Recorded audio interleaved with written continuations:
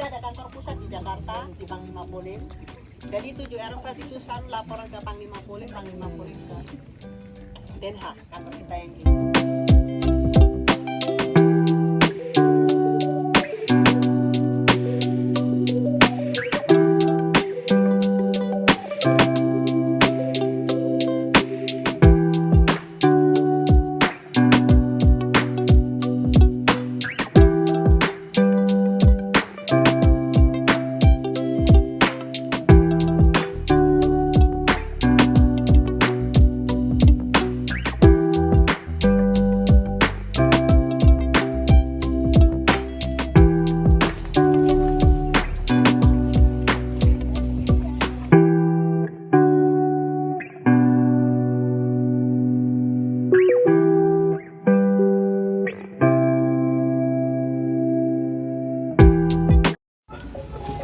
Assalamualaikum warahmatullahi wabarakatuh. Om Swastiastu, Namo Buddhaya, salam kebajikan bagi kita semua. Rayu, rayu, rayu. Kami dari kelompok 1 ingin mengisi nilai tugas di hukum internasional kelas B, akan menjelaskan tentang sedikit sejarah dari RFL Bangka Kuning, Surabaya. Di sini masuknya itu gratis, kalian bisa pencet bel di sini, nanti ada petugasnya akan membukakan gerbang di sini. Dalam memasuki gerbang ini juga ada sudah disambut dengan makam-makam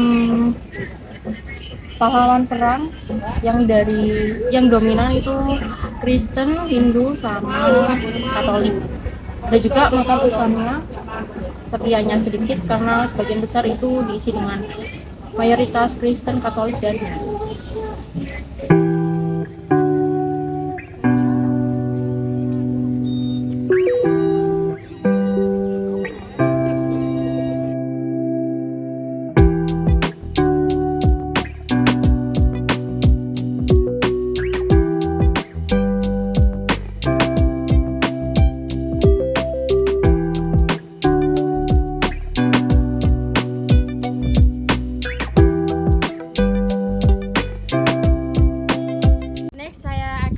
Menjelaskan tentang monumen Karel Doorman.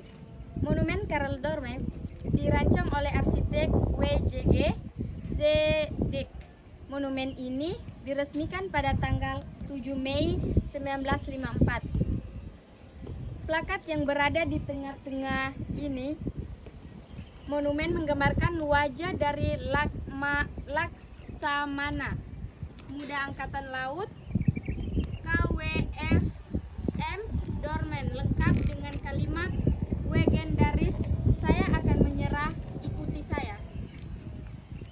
Di plakat sebelah kiri tergambar kapal Laksama de Zeven Provinsien, 7 provinsi dari masa Perang Laut Inggris kedua, yang disertakan dengan teks. Bisa dilihat, para penguasa tidak memohon pada saya, tapi mereka memerintahkan saya untuk memimpin kapal perang berada beberapa di negara. Saya akan berlayar ke laut dan di sana saya akan mempertahankan bendera negara meskipun harus mempertaruhkan nyawa. Michel Adriaanson de Ruyter. Di plakat sebelah kanan saya terdapat atau terlihat gambar beberapa kapal perang penjelajah HRMS de Ruyter, Hamsper, Ushaus, dan HRMS Java. Teks yang terdapat pada plakat ini dipersembahkan sebagai penghargaan kepada seluruh anggota Angkatan Laut. Dan di tempat ini setiap tanggal 27 Februari diadakan upacara peletakan karangan bunga yang dihadiri oleh kedutaan dari Australia, Inggris, dan lain-lain.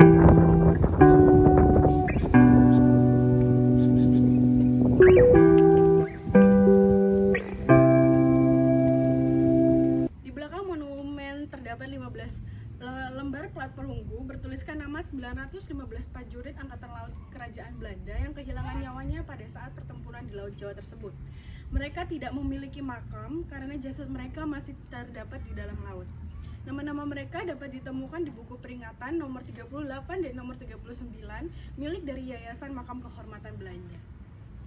Monumen-monumen lainnya, di depan monumen Karel Doorman terdapat tombe atau tugu peringatan untuk para pelaut yang tidak dikenal. Di bagian belakang Karel Doorman Hof terdapat float monumen untuk mengenang para prajurit Angkatan Laut Kerajaan Belanda dan para karyan Government Marine yang termiliterisasi dan gugur dalam pertempuran di kawasan Laut Hindia Belanda dalam kurun waktu sebelum dan setelah pertempuran di Laut Jawa. Tempat peristirahatan terakhir mereka tidak diketahui dengan pasti.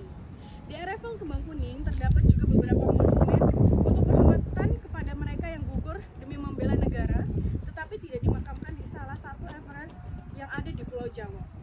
Pada salah satu monumen tersebut terdapat tulisan Opdat Ere Mogen Rasten agar mereka bisa beristirahat dengan terhormat.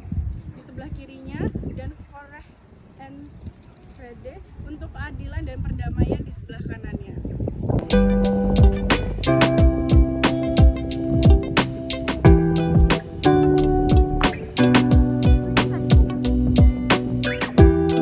Untuk mencapai RFL Kembang Kuning, pengunjung harus melalui pemakaman umum Kembang Kuning RFL. Kembang Kuning disebut juga sebagai makam kehormatan Angkatan Laut. Penyebut ini tidaklah aneh karena di tengah-tengah pemakaman ini berdirilah monumen Karel Doorman. Monumen ini didirikan untuk mengenang seluruh personel Angkatan Laut Kerajaan Belanda yang gugur pada pertempuran di Laut Jawa atau Slag in the Jeffers. 27 Februari 1942, bencana ini menggelamkan Laksana Muda Angkatan Laut Karel Doorman beserta armadanya. Makam-makam di RFL Kembang Kuning dimakamkan warga sipil yang menjadi korban karena ditahan di kampung konsentrasi Jepang di Jawa Timur. Anggota militer Angkatan Darat Kerajaan Belanda, anggota tentara Kerajaan Hindia Belanda, dan juga anggota Angkatan Laut Kerajaan Belanda. Pemakaman kembali di 7 RFL di Pulau Jawa terbaring lebih dari 25.000 korban perang baik militer maupun sipil yang gugur pada saat perang di Hindia Belanda. Dulunya para korban dimakamkan di 22 RFL yang tersebar di seluruh kepulauan Indonesia yang dibangun antara tahun 1946 sampai 1950 oleh Dinas Pemakaman Tentara milik Tentara Kerajaan Hindia Belanda.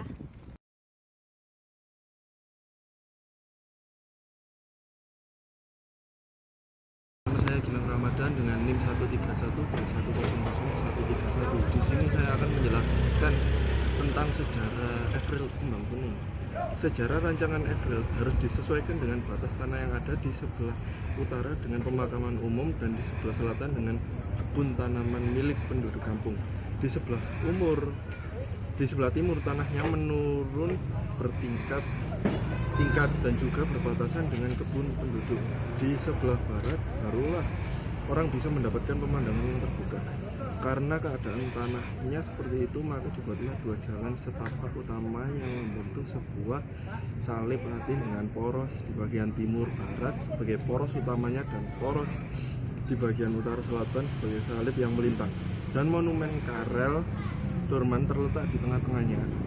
Dari lembah yang ada di sebelah timur pegunungan, pengunjung bisa melihat pemandangan jalan setapak yang di ujungnya tampak siluet monumen Angkatan Laut. Lalu untuk mencapai Evril Kembang Kuning, pengunjung harus melalui pemakaman umum Kembang Kuning. Evril Kembang Kuning disebut juga sebagai makam kehormatan Angkatan Laut. Penyebutan ini tidaklah aneh karena di tengah-tengah pemakaman ini berdirilah monumen Karel Doorman.